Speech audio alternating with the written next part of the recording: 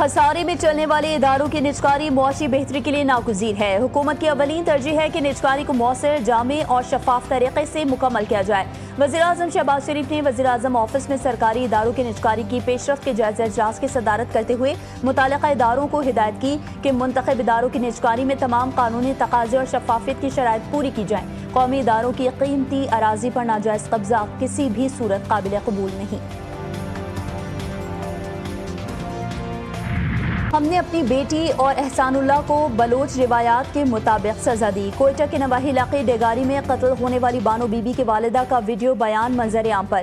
مقتولہ کی والدہ گل جان نے قتل کو درست قرار دیتے ہوئے کہا کہ ان کی بیٹی کے 5 بچے ہیں، ان کا گھر ڈیگاری میں ہے۔ احسان اللہ ان کا ہمسایہ تھا۔ ملزم شیر باز کے جسمانی ریمانڈ میں توسیع۔ عدالت نے ملزم کو 10 روزہ جسمانی ریمانڈ پر سیریس کرائم انویسٹیگیشن پولیس کے حوالے کر دیا۔ ملزم بشیر احمد بھی 10 روزہ جسمانی ریمانڈ پر پولیس کے حوالے۔ چینی کی قیمتوں میں مصنوعی اضافہ، اربوں روپے کی منافع خوری، وفاقی حکومت کی غفلت، ایک بار پھر منافع خوری اور ذخیرہ اندوزی میں ملوث ملز کے خلاف کریک ڈاؤن کا اعلان۔ ایف بی آر اور چاروں صوبوں کی فوڈ اتھارٹیز کو گرین سگنل دے دیا گیا۔ صوبائی حکومتوں سے چینی کے مقرر کردہ سرکاری نرخوں پر عمل درآمد کی رپورٹ طلب۔ چینی کی فی کلو قیمت 200 روپے سے بھی تجاوز کر گئی۔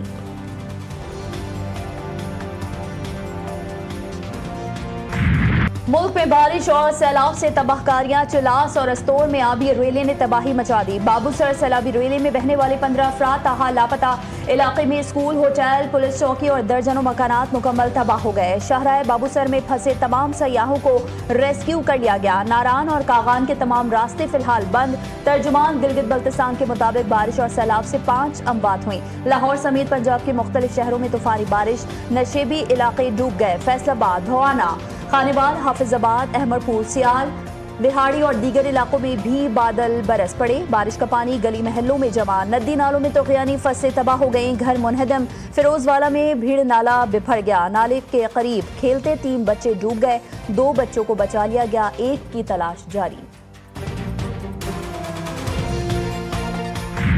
ملک بھر میں مانسون بارشوں سے تباہی، گزشتہ 24 گھنٹوں میں بارشوں اور سیلاب سے مزید 3 افراد جاں بحق، اموات کی تعداد 245 ہو گئی۔ 26 جون سے اب تک 603 افراد زخمی ہیں۔ سب سے زیادہ پنجاب میں 135 افراد لقمہ اجل بنے۔ این ڈی ایم اے کے مطابق بارشوں سے 804 سے زائد گھر مکمل تباہ، کئی خاندان بے گھر ہو گئے۔ راولپنڈی اور گجرانوالہ میں اربن فلڈنگ کا الرٹ۔ مری میں رات بھر بارش سے درخت گر گئے، گاڑیاں پھنس گئیں۔ بوستان روڈ اور ایکسپریس وے پر لینڈ سلائیڈنگ، 3 افراد زخمی، 11 لوگوں کو بحفاظت ریسکیو کر لیا گیا۔ جھنڈا گلی میں لینڈ سلائیڈنگ سے 2 گھر متاثر۔ ایف بی آئی کی اصلاحات سے ٹیکس نظام کی بہتری خوشائند۔ اصلاحاتی عمل میں تمام اسٹیک ہولڈرز سے مشاورت، تجاویز کو یقینی بنایا جائے گا۔ وزیر اعظم کی زیر صدارت ایف بی آر کی جاری اصلاحات پر جائزہ اجلاس۔ وزیر اعظم کو ایف بی آر کی اصلاحات، اقدامات کے نتائج اور اہداف پر بریفنگ۔ وزیر اعظم نے کہا کہ ایف بی آر کے ڈیجیٹائزیشن سے اہداف کے حصول میں معاونت ملی۔ مستقل بنیادوں پر پائیدار نظام بنانے کے لیے اقدامات یقینی بنائے جائیں۔ وزیر اعظم کی غیر رسمی معیشت روکنے کے لیے انفورسمنٹ کے حوالے سے اقدامات کرنے کی بھی ہدایت۔ بلوچستان میں غیرت کے نام پر قتل کا سلسلہ تھم نہیں سکا۔ کوئٹہ کے قمرانی روڈ لاشار آباد میں باپ نے فائرنگ کر کے بیٹی اور بھانجے کو مار ڈالا۔ ملزم اپنے 2 چھوٹے بچوں کو لے کر موقع سے فرار۔ پولیس نے مقدمہ درج کر کے کیس کرائم انویسٹیگیشن ونگ منتقل کر دیا۔ دیکھیے، یہ کہنا بالکل قبل از وقت ہے۔ شاہ محمود قریشی صاحب کے خلاف ابھی 8-9 مقدمات اور ہیں، تو ایسا نہیں ہے کہ وہ باہر آ رہے ہیں۔ جو یہ فسطائیت ہے اس کا ہم سب شکار ہیں، اس میں کسی کے لیے کوئی استثناء نہیں ہے، لہٰذا کوئی غلط مفروضہ نہ قائم کیا جائے۔ یہ کہنا قبل از وقت ہے۔ شاہ محمود قریشی پارٹی کی قیادت سنبھالیں گے۔ شاہ محمود قریشی کے خلاف 8 سے 9 مقدمات ہیں، وہ باہر نہیں آ رہے۔ پی ٹی آئی رہنما سلمان اکرم راجہ کہتے ہیں کہ دیکھتے ہیں کیا ہوتا ہے، فیصلہ ساز، منصوبہ ساز کیا کرنا چاہتے ہیں۔ 9 مئی کو لاہور میں 14 جگہ پر واقعات ہوئے، جس میں تھانوں کو جلایا گیا، جس میں جناح ہاؤس کو جلایا گیا، جس میں سرکاری اور ذاتی املاک کو جلایا گیا، اور جس میں 82 پولیس اہلکار شدید زخمی ہوئے۔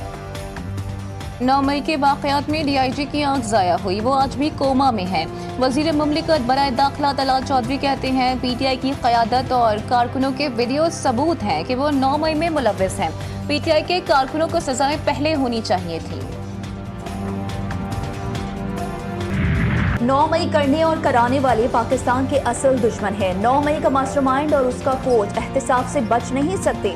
प्लानिंग किसने की, कहाँ की और इसमें कौन कौन शामिल था, ये भी तफसीलात सामने आ चुकी हैं। सूबाई वज़ीर इत्तलात अज़मा बुखारी ने 9 मई के वाक़यात की CCTV फुटेज जारी कर दी।